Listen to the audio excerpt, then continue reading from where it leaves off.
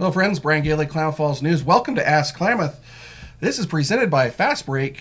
Today, our guest is Jason Aarstad of the Gathering Grounds Roastery, Gaucho Collective, as well as the Vice President of the Klamath Falls Downtown Association. Yep. You got your hands on a lot of things. Definitely. In today's show, again, we're going to chat with Jason, and we're going to actually get to some of your questions live here on the show. Now's a great time. Get your questions in. Damien, roll that intro.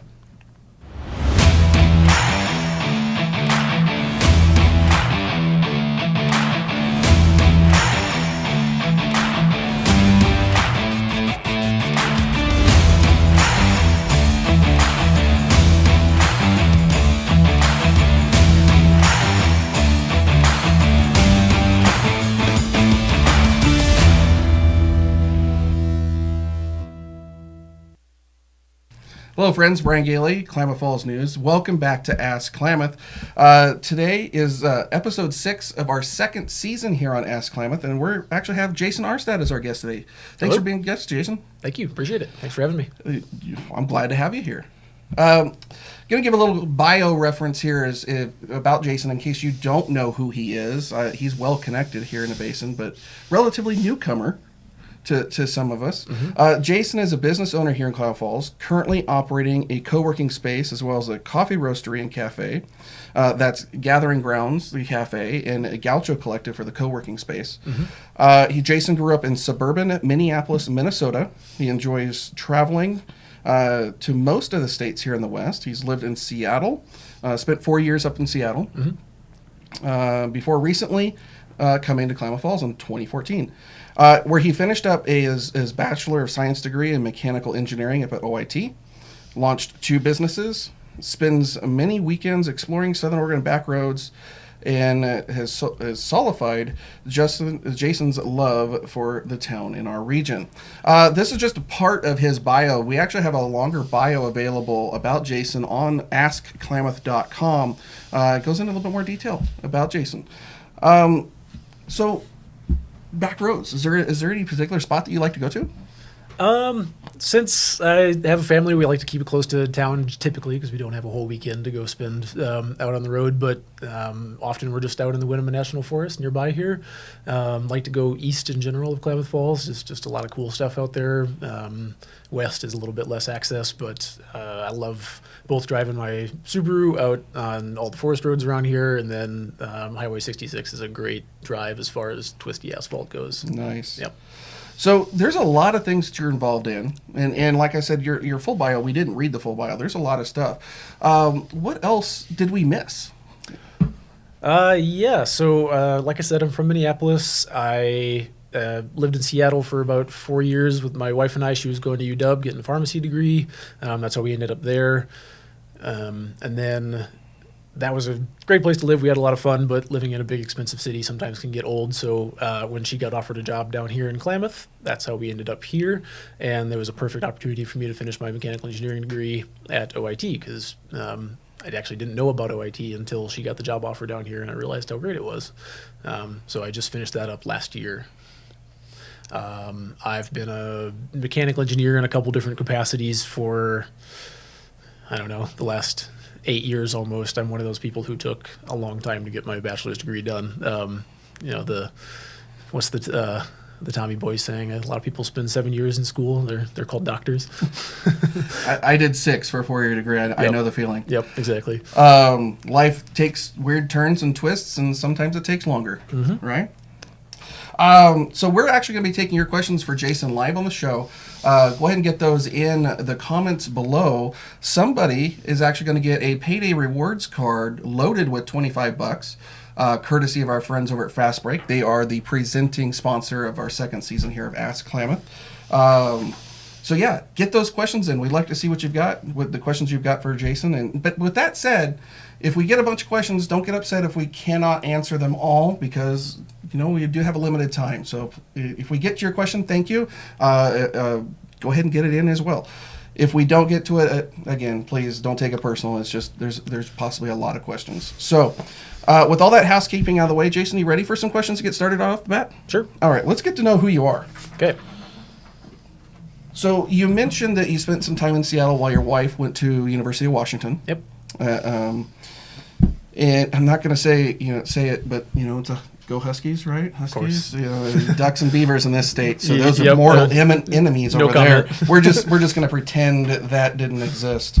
But your wife got a job down here. Mm-hmm. What is that? What brought you to town? Was there something else, or were you looking specifically for Klamath Falls, or what got you here? Yeah, we were looking for somewhere different for sure.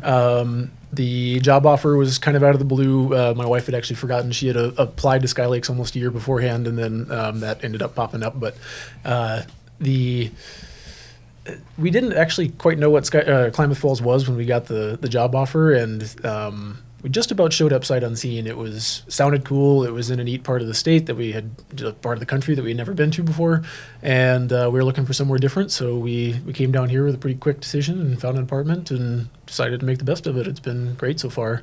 So yes, we were looking for somewhere different. No, we were not looking for Klamath Falls, but I'm glad we're here now.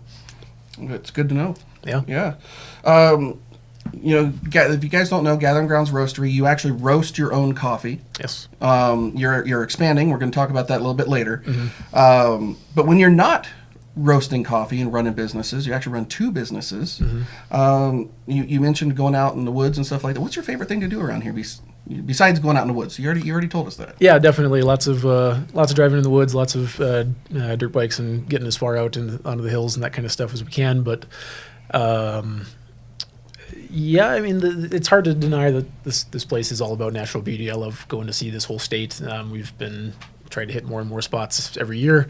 Now that I have a 11-month-old, along with my wife living with me here, we just like to spend time as a family, go hiking and that sort of thing. Trying to think of what else we do except work and go on trips. Travel is a big part of our life for sure. That is pretty much what my wife and I like to do most.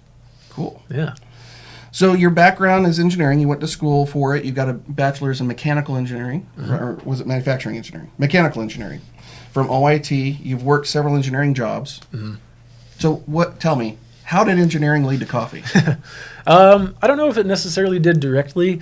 I worked in a lot of different capacities in engineering. I've been in floor management in manufacturing facilities. I've worked for design companies. I have worked with just being a keyboard jockey, if you will, and doing lots of computer-aided design work, that kind of thing. But a lot of that has led to working with some really cool people who are all about continuous improvement and all about building the company that they're working for. So I didn't realize it at the time, but it was instilling an entrepreneurial mindset in general in me. Once I got to Klamath Falls here, I also got really lucky to meet a bunch of great people who were, I don't know, kind of like me, engineers who were looking for work in a place that didn't have work for engineering. So a few of us decided that we needed a place to work. We needed a place to work on our ideas. So that's how Gaucho Collective, the co-working office, happened. We needed an office to be collaborative and to be the engineers that we wanted to be. So we built an office space that we could share with others. That's what a co-working space is. And then that just so happened to be right next door to a friend of mine who owned a coffee shop in the same building. That friend was Brandon Sickler, and he had started this coffee shop with a really the definition of a bootstrap startup. You know, he was literally riding his bicycle around with coffee on the back, selling it at the train station. And that was a cool proof of concept. Anyway, him being next door, I got to know the process a lot better, got to know the business a lot better. I've always loved coffee, but I didn't ever see myself. You came from Seattle, so I would imagine coffee is... You can't not from Seattle. Yeah, right. There's no avoiding it. But I had never seen myself as a professional coffee person. That had not entered my mind. But he said, hey, I'm moving and I'm selling the coffee shop. And I loved coffee roasting. That was the first thing I learned about over there, and that was really cool. And then one thing led to another, and I bought the coffee shop. You know, we actually first met because one of my first offices after getting out and doing my thing mm-hmm. was there at Gaucho.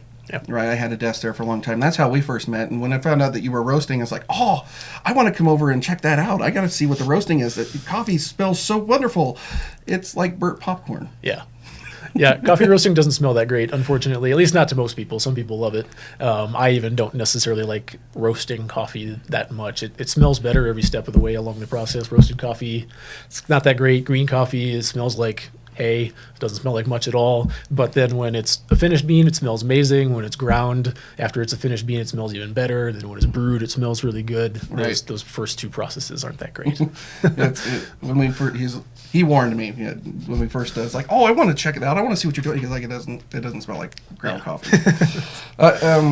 So on your full bio that's published on AskKlamath.com, if you want to check that out, head over there, AskKlamath.com. You can see what the rest of Jason's bio. In there, you say, or it says, the work experience combined with being lucky enough to be influenced by the right people. He's talking about his work experience that got him to where he is now. Mm-hmm. Has led to a highly entrepreneurial mindset and outlook on surroundings. Mm-hmm. What does highly entrepreneurial mindset mean? Yeah, entrepreneurial can kind of get pigeonholed into just the business world, I guess, and that doesn't always completely explain what it means to think entrepreneurially, and I like just a growth mindset, a continuous improvement mindset, no matter what you're talking about, whether it be your house or your surroundings or your business or people who are in your life or a city that you live in where you can make a difference. If you have an entrepreneurial mindset, you can look at it in a way that you see how great it is now and how much better it can be in the future. That is a more basic definition of what I'm talking about there, and it applies to everything that I see around me. At least I try to. It's a fun way to live, I guess. It's always you're always trying to improve what it is that everything that you touch in life. Very cool. Mm-hmm. So thanks for answering those questions. Mm-hmm. We've got a whole bunch more for you. But we're going to take a break here in just a moment. But before we do want to remind you to get your questions in the comments below, because somebody who asked a question today is going to leave with a payday rewards card. $25 from our friends over at Fastbreak. Guys, we'll be right back. Fuel, refreshment, convenience, community, rewards. Fastbreak convenience stores with 7 Basin locations at Madison Chevron, Homedale Fastbreak, Merrill Mobile, 97 Chevron, McDowell Fuel Good, Washburn Chevron, and Blythe Fuel Good. Fastbreak, convenience, community, service. Slow down. Slow down and move over. And move over. When you see lights, vests, or reflectors, please give us some room. Slow down and move over. when you need us, we've got your back. Do you have ours? You got our back? You got ours? You got our back? Please, slow down. And move over.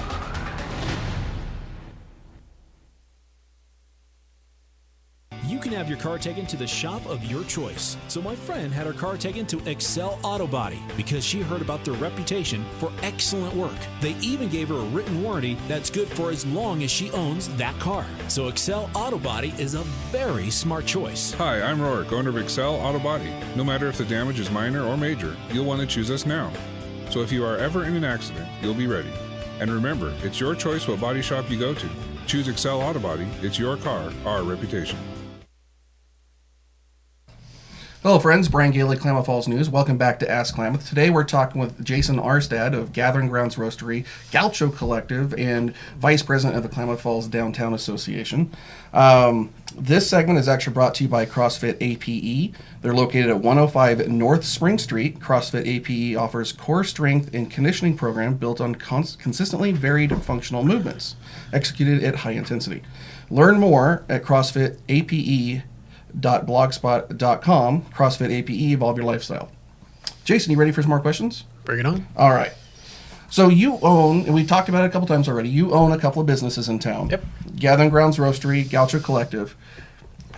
We kind of got into the story of you and how you got here. What's the story of your companies? How did they get started? I know you talked a little bit about Brandon and picking it up from Gathering Grounds, picking it up from him. Yeah. But if you would, talk a little bit about what is Gaucho. Sure. Explain it. What is co-working? All that kind of fun stuff. That's kind of a unique term to most people from the Basin here. Yeah. If you would, please go ahead and explain those items. Sure. Co-working is a concept, I call it membership-based office space. It is very popular in big cities where me, Adam, Randall, Thomas, we all co-founders of Gaucho came from bigger cities. We had experienced it in Seattle and those sorts of places. I had worked at co-working spaces before. They mostly still happen in large cities, but they're becoming more popular in rural places as well. And they make a lot of sense in a place like Klamath to share office space in a way that makes it more accessible to people who don't necessarily need a whole space to themselves. It's a place where you can come in and pay one fee and somebody else is covering your power bill and your internet and your space and keeping it clean and professional and all that kind of thing. And it's also meant to be collaborative too. It's meant to be a place where like-minded people work on the same or different things. It's not a coffee shop where it's distracting or expensive or something that lots of things are going to get in your way. It's meant to be a professional space where you can get things done. It's like an office, but it can be anywhere between just an open table if you only need a couple hours a week, all the way up to a big private desk like you had, and have a space that is yours 24/7.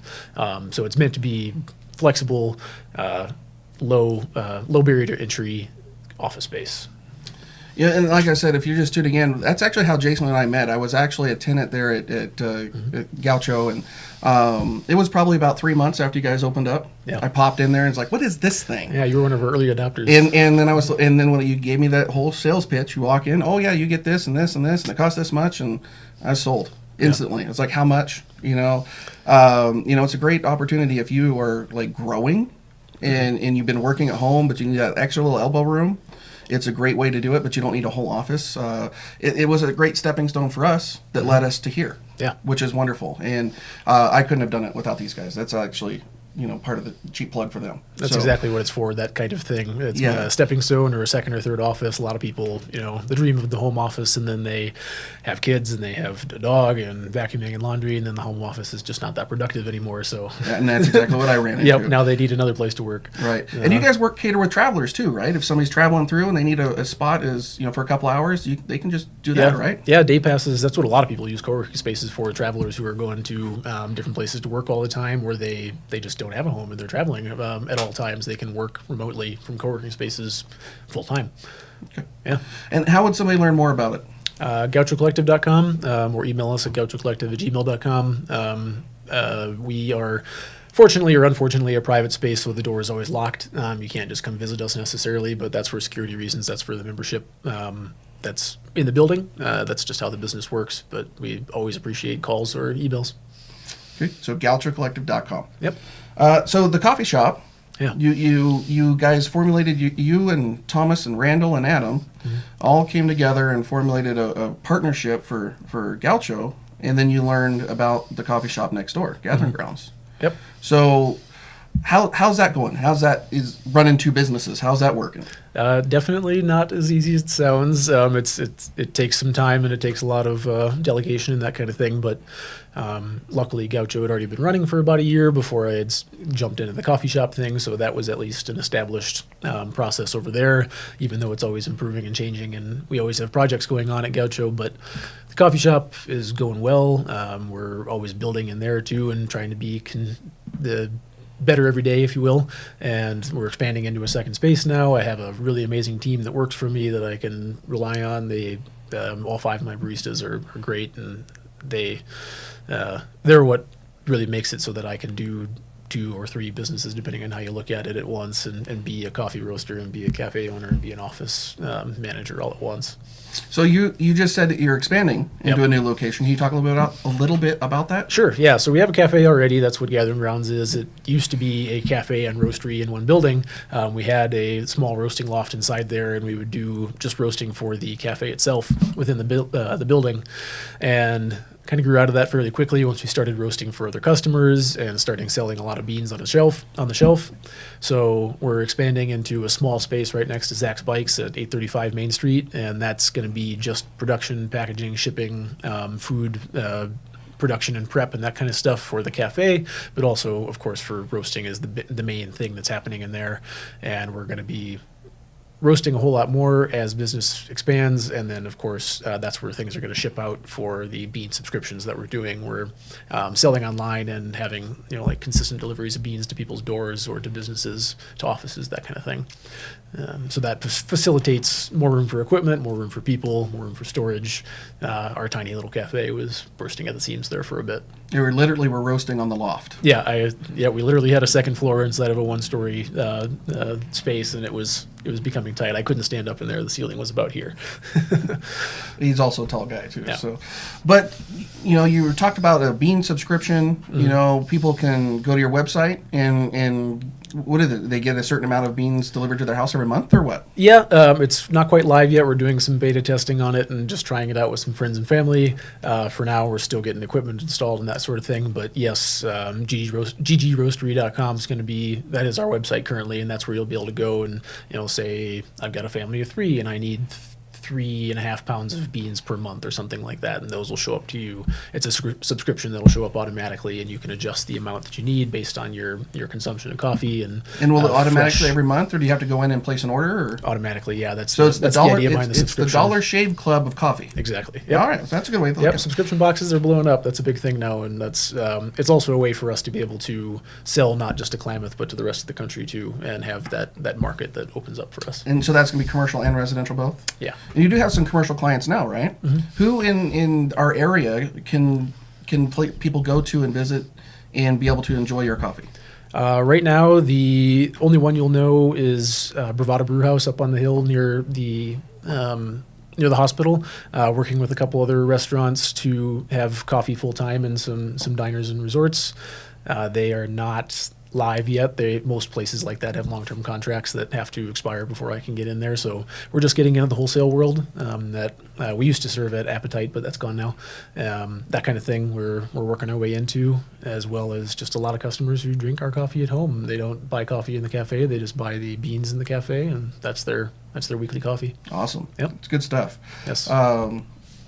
There's definitely a difference between everybody. So if you're used to one guy that you drive through it, and then try Jason's, it may not taste the same. It's going to have its own flavor and its own thing. It's unique.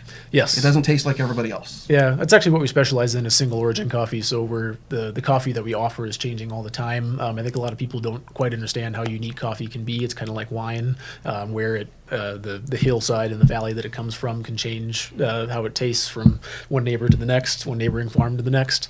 And single origin specialty coffee is really interesting in that regard, where you can have 3 coffees from Colombia and they can all taste completely distinct from each other. And that's what attracts me to coffee, at least. Not everybody's into that. Some people very, very much like a consistent cup of coffee. Very well. Yeah. So one more time, how can people learn more about the coffee shop? GGRoastery.com. We're also on Instagram and Facebook, so we're pretty easy to find it. GG Roastery, as in Gathering Grounds Roastery. GG Roastery. Awesome. Yep. So besides your businesses, is if you're not busy enough, you're involved in a couple of boards. Yep. You're on the board with the Chamber of Commerce, like myself. But you're also on the Klamath Falls Downtown Association. You're an executive. You're the vice president. Yep. On their executive board. And I know there's a lot of things going on right now. You just wrapped up Third Thursday. I'm going to ask you how that went. Coming up later this month is Scarecrow Row. That's going to be just around the corner. Yep. Right? And what else is coming up besides? So if you wouldn't mind talking about the things that are going on with the Downtown Association. Yeah, so Third Thursday was a big success this year. It was busier and bigger than ever. We had, I think, anywhere between 70 and 90 vendors every month and many thousands of people attending. So that was really cool to see that turnout. We covered up all of Main Street from 3rd to 11th almost every June, July, and August.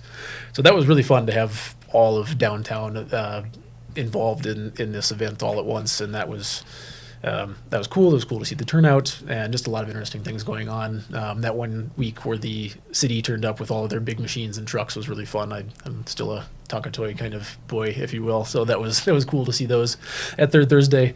Scarecrow Row's coming up next. That's the 27th or 8th, whatever the Saturday is before Halloween, and that's going to be bunch of kids getting to do their own parade down Main Street and then getting to trick-or-treat back up Main Street. All the businesses that are participating will have coffee, or not coffee for children, that would be bad, candy for children, so everybody can trick-or-treat up Main Street that morning. I don't know, trick-or-treating for coffee beans might be kind of unique. That would be kind of cool. That's for the adults later in the afternoon, maybe.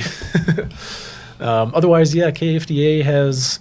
Winter's a bit slow for us. Since we do a lot of outdoor events, there's not much going on, but we're always trying to get programming and Sugarman's Corner. That's one thing that we hoping anybody might contact us with, any bands or events or things that people would like to present. That park is open for programming at all times. It's meant to be used as a public venue.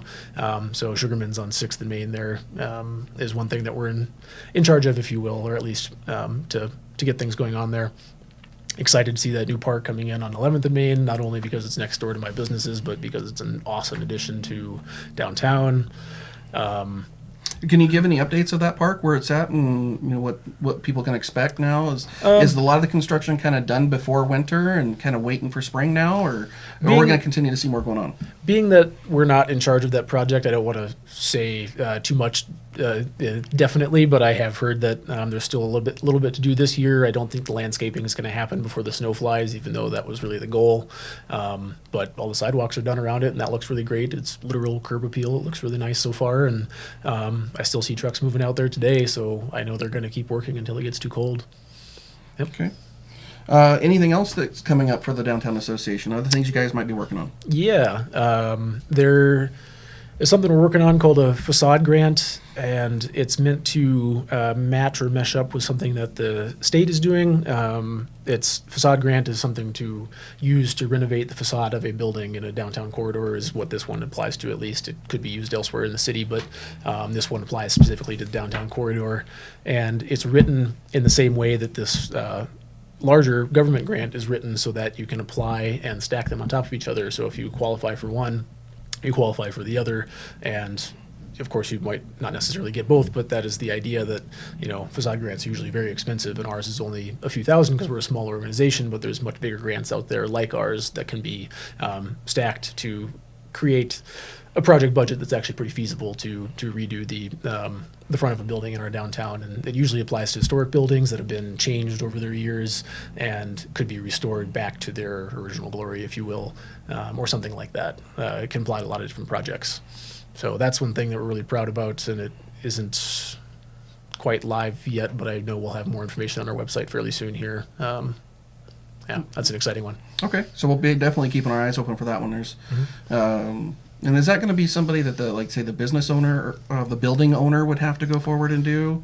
It could be the building owner. It could also be the business owner that is a tenant of a building if the building owner approved of it. It can be both, but typically the building owner has to be involved. Okay. Yeah. Good. Well, thank you for answering those, Jason. Don't forget, we're going to be giving away a $25 payday rewards card here near the end of the broadcast. That's going to go to somebody asking a question for Jason in our comments below. I've seen several people in. We actually have a couple people shouting out hello. Mike Larson and Shauna Dunn Hayes both have said hello. Hello, hello. Welcome, guys, and everybody that's been watching and checking in. Appreciate that. This is a great time. Like I said, now we're going to actually take a commercial break. Get your questions in for Jason. We'll be right back. Fuel, refreshment, convenience, community, rewards. Fastbreak convenience stores with 7 Basin locations at Madison Chevron, Homedale Fastbreak, Merrill Mobile, 97 Chevron, McDowell Fuel Good, Washburn Chevron, and Blythe Fuel Good. Fastbreak, convenience, community, service. Slow down. Slow down and move over. And move over. When you see lights, Vests, Or reflectors. please give us some room. Slow down and move over. when you need us. We've got your back. Do you have ours? You got our back? You got ours? You got our back? Please, slow down. And move over.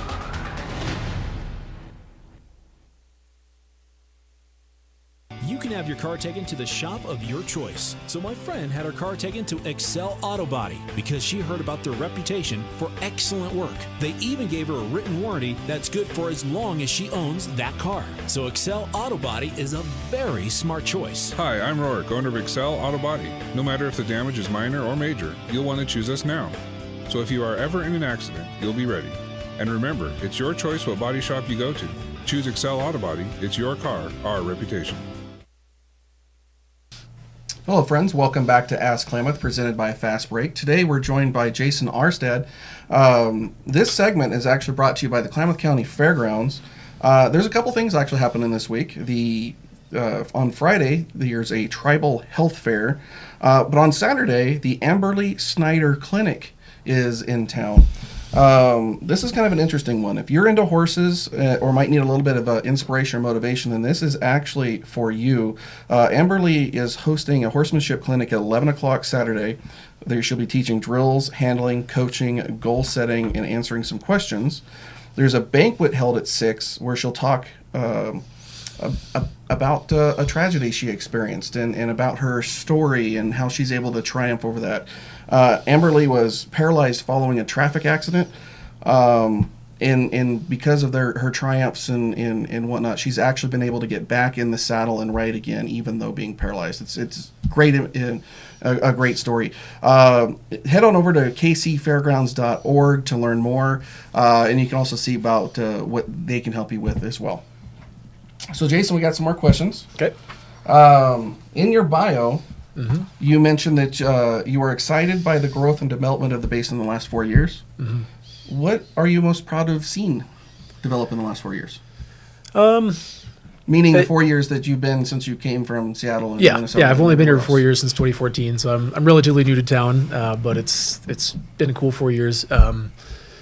I've met a lot of people who have been around here much longer, so I've been able to hear the history of what this place looked like 20 years ago and 80 years ago and that sort of thing. But since I've been here, it's not only been cool to see businesses grow and some of my friends within the business community build new things or do new things, just like you, with Klamath Falls News and a ton of new developments downtown and elsewhere. I guess some of the health initiatives that I've seen in town here, specifically like the Robert Wood Johnson Foundation grant that just got won by a few folks in town, and a lot of the things that Blue Zones set in motion, not necessarily that Blue Zones came, but the things that have come out of it, and a lot of the programs and things like bike lanes and activity zones and a lot of different stuff here in Klamath Falls has been neat to see people caring about the community and doing things that will improve just the quality of life here in town, and whether that be infrastructure, whether that be programs, whether that be a lot of different things. That's been fun to watch. And also groups like the KFDA and the Chamber of Commerce have become more solid and prominent and helpful and able to do more for this community every year. And it's just been a time of prosperity as far as I can tell. Okay. Yeah. So in there, you also are excited about you talk about being excited about the growth yet to come. What would you like to see grow in the Klamath Basin, or maybe not grow, but I don't know. What would you like to see in the basin? Sure. That's that. I guess I often think about some opportunities that we have here that kind of look like. This isn't to say that other people aren't working on this already, and that's not an initiative by multiple organizations, but industry here in Klamath Falls, yes, things like logging employ a whole lot fewer people here than they ever did before, but we have a large workforce in the basin. We have a lot of engineers in the basin, and it would be amazing to see engineering firms and manufacturing firms find the cheap and open and easy to use land that we have here to turn into industry and manufacturing and shipping and that sort of thing. We have what I feel to be a perfect opportunity for a large company to be able to operate in a place like this and have still the rail lines and shipping to be able to get out of town, get the product out of town, I should say, but the people and the resources that they need here still, even though it's rural America. I see, OIT is an amazing place, but we have almost no retention whatsoever because there's no reason for an engineer to stay here. And me as an engineer who graduated from OIT, I created my own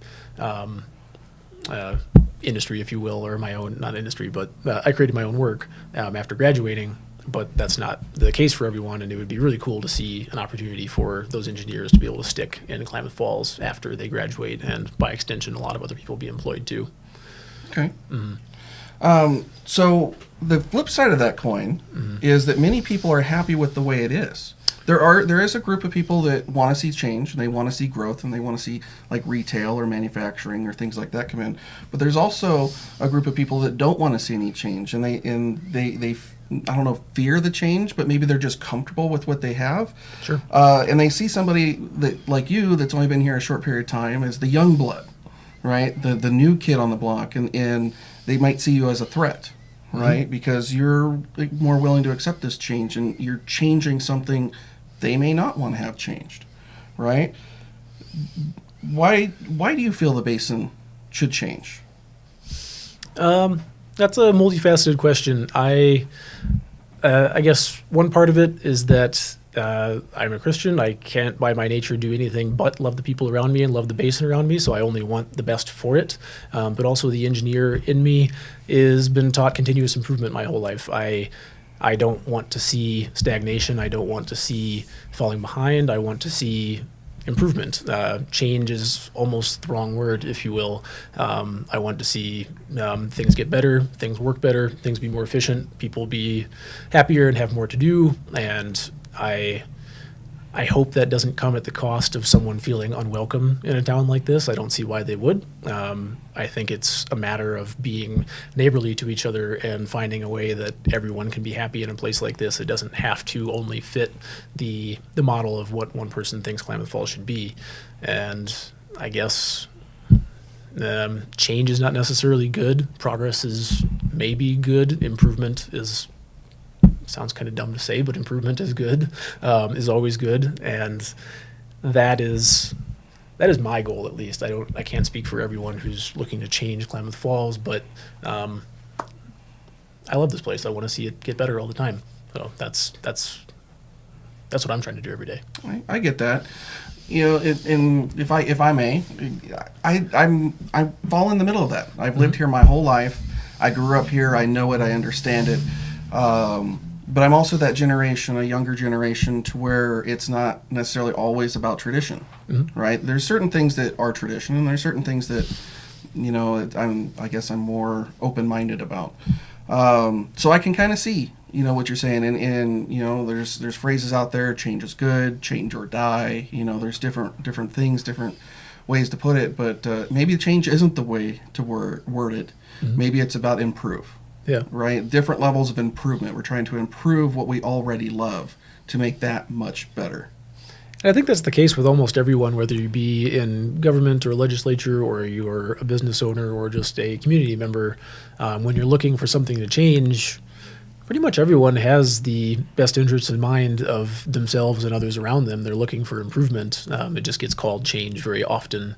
And I would hope that more people could see it that way. And even if you don't agree with someone and what they're trying to do, you still look at them and say, I know you're doing what you think is best. I don't like it, but at least you have good intentions. That is pretty typically, in my experience, what almost anyone is doing. It's just that it always gets labeled bad or change, or you're changing me, or whatever it may be. So maybe a more positive outlook might help with what we're talking about here. Okay. What do you guys think? Let's sound off in the comments below. I'd love to see what you guys have. And if you have any questions for Jason, put those down there as well. I'd like to see, you know, what you might have to say. And I see there's a few things coming in now. Do want to remind you that anybody who asks a question live during the show will be entered to win that payday card right down there. It's going to be preloaded with $25 that you can use at a Fastbreak, food, fuel, whatever it is that you like. So get those questions in. We'd love to see them. Get those comments. Let's continue this conversation. Guys, we'll be right back with more from Jason. Fuel, refreshment, convenience, community, rewards. Fastbreak convenience stores with 7 Basin locations at Madison Chevron, Homedale Fastbreak, Merrill Mobile, 97 Chevron, McDowell Fuel Good, Washburn Chevron, and Bly Fuel Good. Fastbreak, convenience, community, service. Slow down. Slow down and move over. And move over. When you see lights, Vests, Or reflectors. please give us some room. Slow down and move over. When you need us, We've got your back. Do you have ours? You got our back? you got ours? You got our back? Please, slow down. And move over.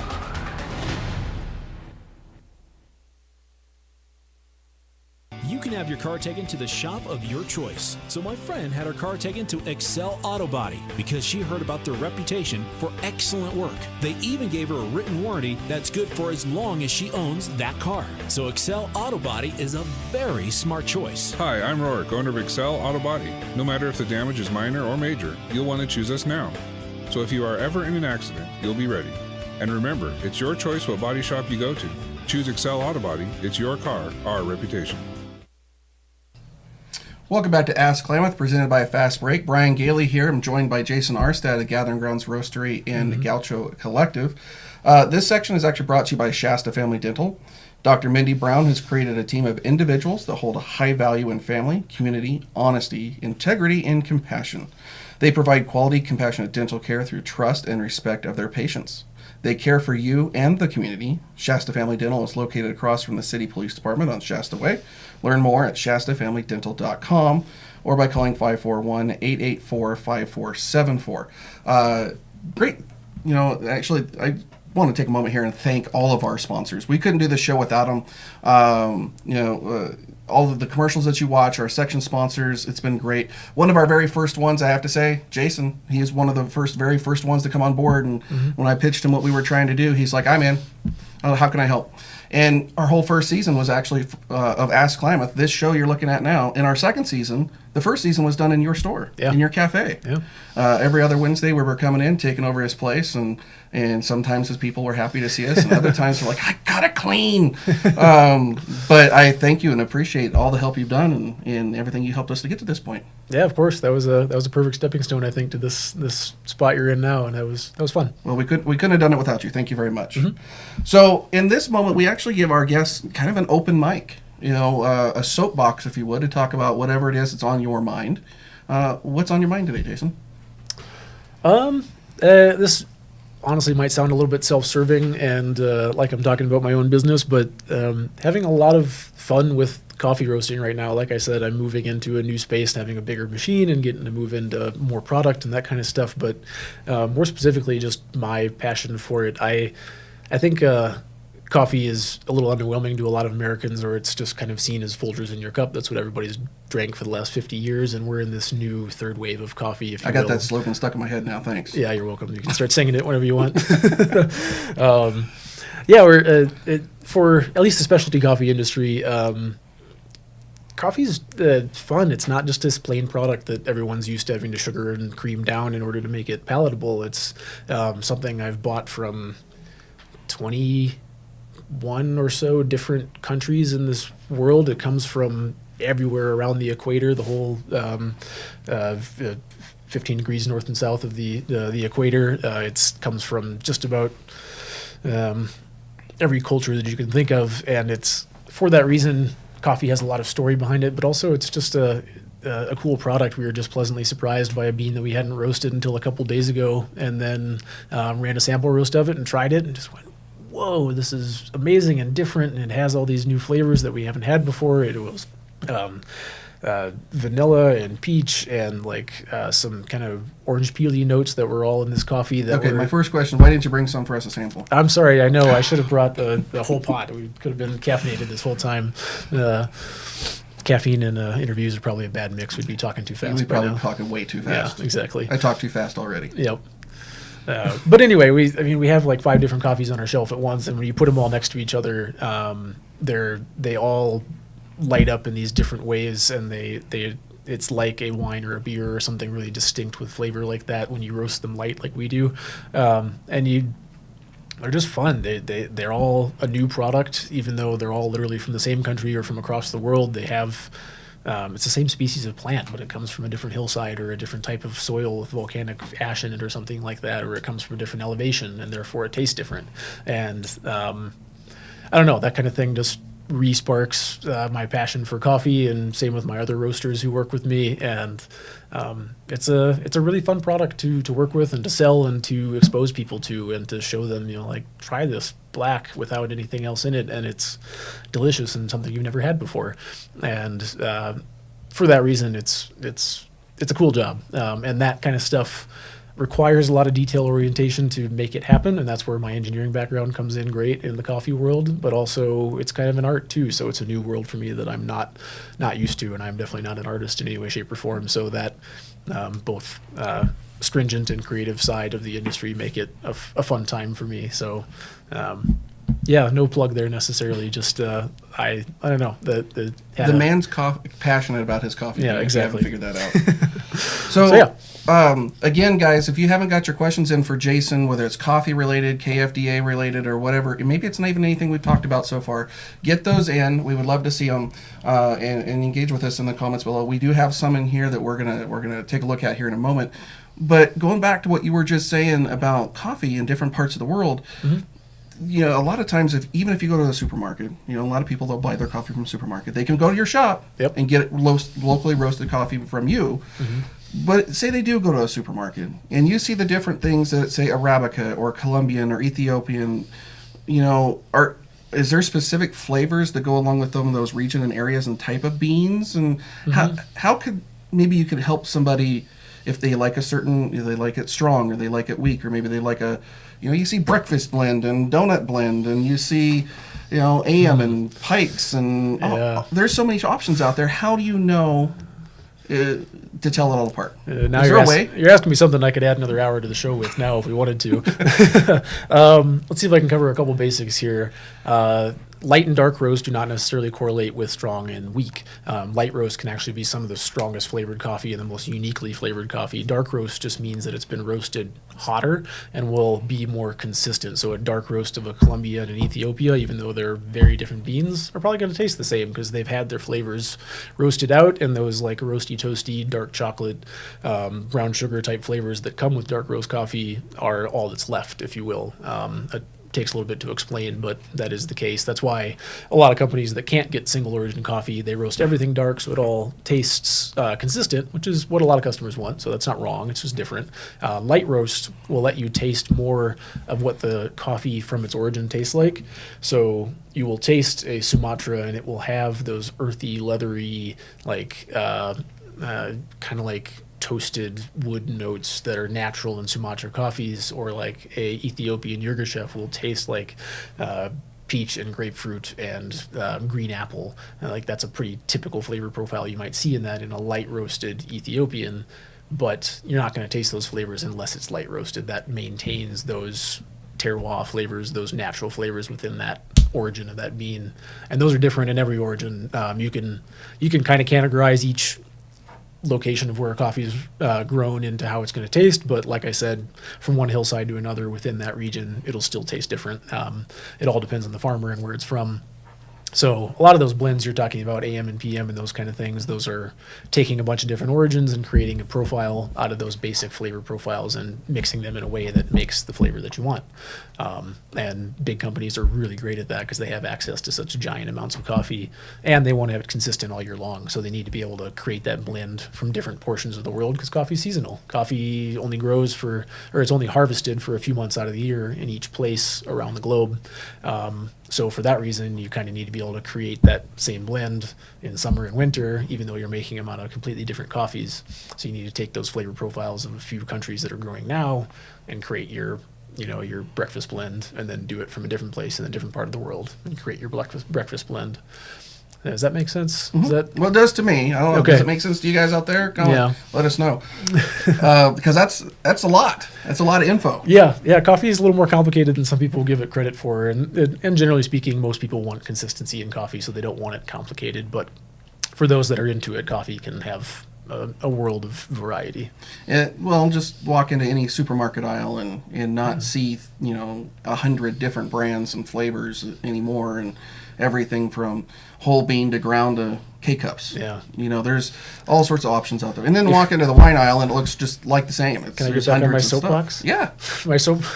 Own a grinder at home if you can. Pre-ground coffee is just that's, you can have the worst coffee dripper in the world, but if you can at least grind your beans fresh at home, that makes all the difference. Even for the lowest quality coffee, ground coffee goes stale and oxidizes within 10 minutes of being ground, let alone months on the shelf. So those air seal bags typically aren't doing what they're supposed to do? Sometimes they have inert gas inside that keeps them from oxidizing a little bit faster, but still, it's not ever going to be the same. You lose almost half your flavor by the time that coffee's hit the package and got into an inert gas.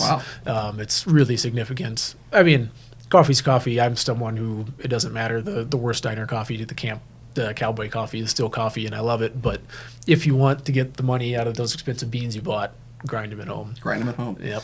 Okay, solve a dilemma that wife and I have at home. Okay. Maybe you could put Sounds this to dangerous, rest. but all right. We have a 4-cup coffee pot, just a small one. Yep. Right. That's what we do. Right. And when we make a pot, how much grounds go in there? And maybe for most people they have a 10 or 12 cup machine. Yep. How many? What's the measurement? Tablespoon, 2 tablespoons, 8 tablespoons. That would be a lot. Yep. But how much goes into the basket? Generally speaking, if you want to do spoonfuls, and this is kind of if you want to go the next step in quality, a scale in order to weigh your coffee as opposed to do volume measurement with a spoon. Weighing is always, that's how any coffee shop does, any proper coffee shop does their coffee. They're weighing everything. They don't do volume.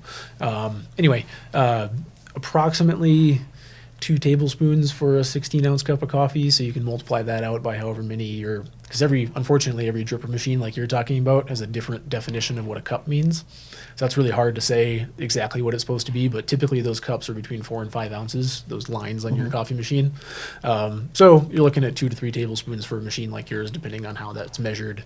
If you really want to get specific, 16 to 1 is the answer. 16 grams to 1 gram. 16 grams of water to 1 gram of coffee. That is the SCCA standard answer to that question. If you want to know 16 exactly grams right. of water Yep. to 1 gram of coffee. Yep. I guess we're going to get a scale. Yep. All right. Well, let's take a look at some questions and see what we've got going on here. Mike Larson says hello. Hello. Shauna Dunn Hayes says hello. Several people watching. Lisa Stewart Klontz says hello. Welcome. Hello, guys. Thank you very much. Candace Solderholm says, Gathering Grounds and Jason Aarstad are awesome. What's up, Candace? Not much of a question, but I don't think he's going to argue. Donald Ackley, hello. Liz Stewart, again. Do you think we'll ever get a Costco? Well, this is kind of going back to what we were talking about things coming in. Sure. People drive in from Alturas, Lakeview, North California, and so on. I might be able to answer that a little bit better, and Jason could as well, because we're both heavily tied into different things here downtown. We're both on the chamber board. He's vice president of the Klamath County Downtown Association, Falls Downtown Association. I'm putting county in everything today. The thing about Costco, unfortunately, is we don't have the market for it. To be bluntly honest, we just don't have the market for what they're looking for. Costco the Rogue Valley Costco store counts Klamath Falls and Alturas and Northern California and the coast and all those communities into their store numbers. And unfortunately, just us by ourselves are a little short. Anything else that you see there as well? No, not necessarily. That is unfortunately the answer. I don't know. It's great to be optimistic, and that falls right into the same continuous improvement kind of thing I'm talking about earlier, where if we keep trying to improve our town, then maybe we just might justify something like that in the future, or who knows, whatever story you want to see in Klamath Falls. All we can do is make our town better and more attractive. Maybe it'll happen, maybe it won't. Maybe it'll happen, maybe it won't. Yep. We'll keep our fingers crossed. Maybe it will someday. I wouldn't mind, having one here, or a Target or something like that. Or, there's a lot of stores that I'm sure a lot of people would like to have. And keep some of that dollars local. But at the same time, it's just one store. There's a lot of other things, a lot of opportunities. There's the mom and pop stores that we could shop at, different things like that, like, Jason's store or something. Instead of ordering, picking up your coffee at the supermarket, you go down to his place. Or you get your part of your subscription, your coffee of the month. Exactly. What are you going to call that subscription anyway? Instead of Gathering Grounds, we're calling it GG Roastery is the roastering arm of the business. I don't know what the subscription is going to have a name necessarily, but it's a coffee subscription to your door. There you go. Yeah. Still work in progress. Yep. Liz has a couple of things, more revenue, more things, maybe more things for our kids to do. Yeah, more things for the kids would be kind of cool. Splash pad coming downtown. That park down at 11th and Main is going to have a splash pad for kids, which is going to be cool. Awesome. Just like Wired Park. Yep. She agrees, yes, improvement. I would say, going back to our comment about improvement versus change, I like the idea of improving better myself. I probably wouldn't disagree. Yeah. Again, she very interactive. Thank you. What kind of impact did the smoke have this summer on tourism in Klamath Falls? There are a couple people who could definitely answer that better than you and I. But Jim over at the Discover Klamath could probably answer that a lot better than we can. Yeah, if we had Jim Chatterton, that'd be great. Jim, if you're watching, chime in. Yeah, please. I had heard from a couple people like him that it made a difference. I know the hotels felt it a little bit. I know it was a thing. And people were trying to avoid that. I mean, even just almost every time I went out hiking and ran into somebody who was from out of town, and we talked about the smoke, and they were wondering how to escape the smoke and what they could do to go see something else or how long do they need to stay until it went away.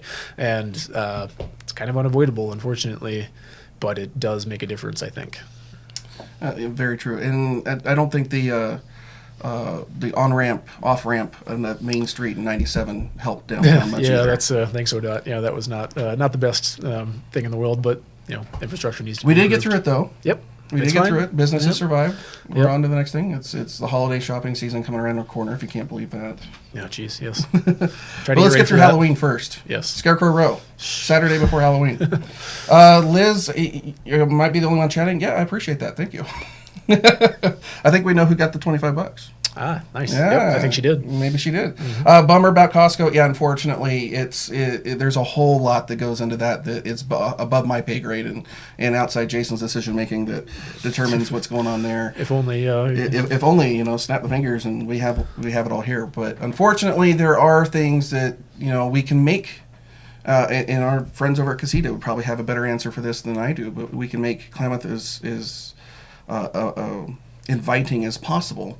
But sometimes there's still some criteria that each business has that if we don't fit those criteria, they're not even looking. Mm-hmm. Yep. So unfortunately, that's the harsh truth on it. So Liz, $25 from Fastbreak. I'll be reaching out to you. Watch your inbox. We'll get you this $25. Jason, anything else? No, I don't think so. That was great. Any other comments on there? Anybody got anything that they want to? I keep looking at above the camera. We have a screen, and if my eyes keep wandering, it's because I'm checking out that screen. You're screwing me up. I know. I know. We're always trying to improve things around here. Improve, right? Not change. See? Improve. Yep. But I got to get used to where the camera position is. Sharon, how you doing? If there's anything else, guys, go ahead and put it in the comments below. But if not, we're going to wrap this up. We're right on our mark. Yeah, 4:58 on the clock. We're looking for an hour on our Ask Klamath show. Thank you for checking us out. Let's see. Those are the notes I want. Jason, thanks for being our guest today. Very welcome. I appreciate it. Thank you very much. You did a great job. Yeah. Congrats to our winner, Liz. We're going to be reaching out to you. Ask Klamath is a production of Klamath Falls News. It's hosted by myself, Brian Gailey. Off camera, right over there, is Damian Johnson. He's producing the show, monitoring audio, switching. Hey, Damian. If you did not catch the entire show, don't worry. Facebook's going to do its magic, and you'll be able to rewatch this anytime you would like to. If you liked it and you were entertained and you learned something, give us a thumbs up and a like and follow along Klamath Falls News if you're not already. Head over to Facebook and check out Gathering Grounds Roastery on Facebook, as well as a Gaucho Collective in a Klamath County, or Klamath, I did the county thing again. Klamath Falls Downtown Association. You're going to want to check out those guys. Yep. If like I said, like, share, comment, all that fun stuff. Our next show will be next Wednesday. Every Wednesday at 4 o'clock we do this. Next week will be Werner Reschke. He'll be joining us. He is the incumbent for the District 56 position up for election this year. Last week we interviewed Taylor Tupper. If you didn't check that, you want to go back to our archives on AskKlamath.com and watch that. Next week will be Werner. On behalf of my guest, Jason, I'm Brian Gailey. This has been Ask Klamath, Episode 6. With Jason Aarstad, Gathering Grounds Roastery, and Gaucho Collective. Thanks, guys. Thanks. We'll see you around the basin.